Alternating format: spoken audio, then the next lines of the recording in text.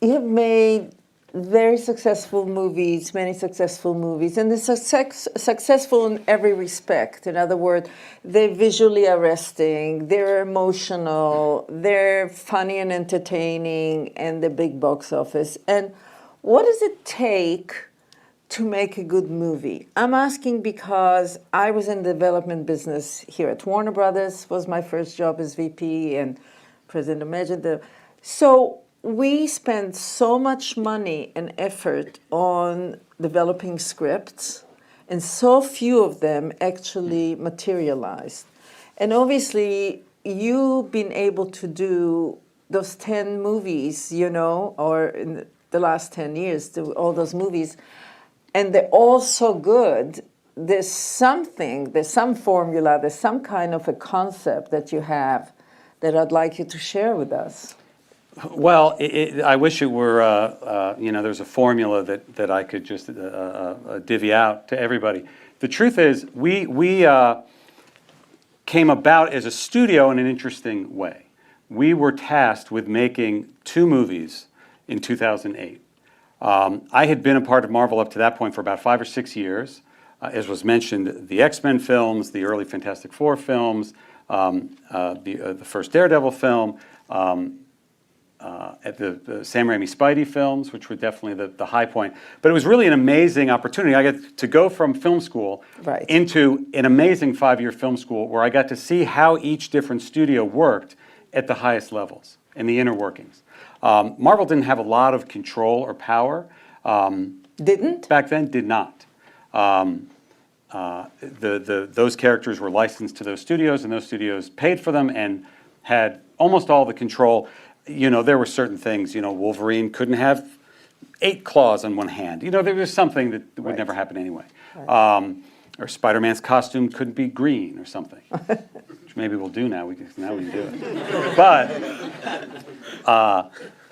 But I learned that just by sort of ingratiating yourself with the filmmakers and having them realize I was just excited to be there. I was just excited to be near a movie and near a group of people making a movie. So I got to learn what to do, what not to do. So by the time we became our own studio and got financing to make Iron Man, I got to use everything I learned, good and bad, to try to focus our own vision on what we wanted.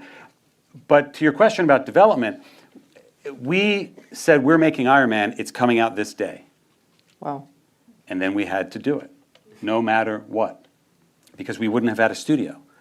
Marvel didn't have any money on the line, but they had the film rights to 10 characters, which are most of the Avengers now, were on the line. And we had to make that movie. So our development ratio is 1-to-1.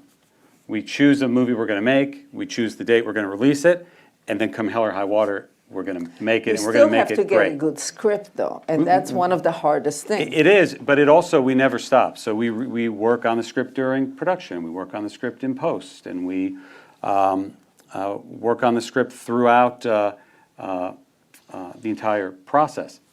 So what you need are the pieces and the concepts, and yes, the script. And we've gone into production on movies that have had great scripts and still needed a lot of work. Right. We've gone into production on movies that had solid structures and really great scenes, but we had to keep figuring it out. And as you say, keep making the plane as it's going down the runway. And in order to do that, you need a couple of things. You need an amazing team around you, and you need to trust that team around you, and you need that team to trust you. And we've been very lucky with all the filmmakers we've worked with because, number one, they've all wanted to work with us. They've wanted to make a big, crowd-pleasing, fun, meaningful movie. And they won't stop, no matter what. I mean, it's easy to stop, and it's easy to settle, and we don't do that. Sometimes frustratingly late in the process. We talk famously about the tag on Avengers, where all the characters are eating shawarma, and how we shot that the day after the premiere. And it did not get on the international prints, but it still got on the domestic prints. Because we had an idea late in the cutting room. Because we'd always talk about the Avengers. What's great about the Avengers is not just big action and throwing ships around and punching Leviathans, but just those characters who have no business being in the same room, much less the same movie together. And we used to talk about just them on a bus, because there's a famous comic panel of all of them just riding a bus. And we were in post, well on our way to finishing, and I was like, you know what, we never did that bus scene.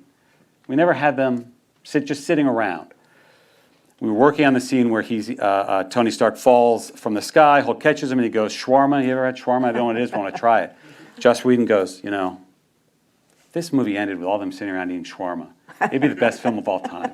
And I went, that's a great idea. But we moved on. And I went to my then assistant, Jonathan Schwartz, who's now in Australia producing Shang-Chi and the Legend of the Ten Rings, that goes into production in a few months. I said, go take a picture of every shawarma restaurant within a 2-mile radius of, I think, the Four Seasons where the junket was going to be. And he put a beautiful packet together, and the next day I handed it to Joss. And he goes, what's this? And he goes, you're kidding. I said, we're going to do it after. The only time all the actors are back together is at the junket. Wow. And we shot it, and we were cutting it on the film truck right that second, right after we shot it, to get it going. And to add insult to injury, there was a billboard for the Avengers right above us. There's a picture of that somewhere, I don't know. So it's about, like, this.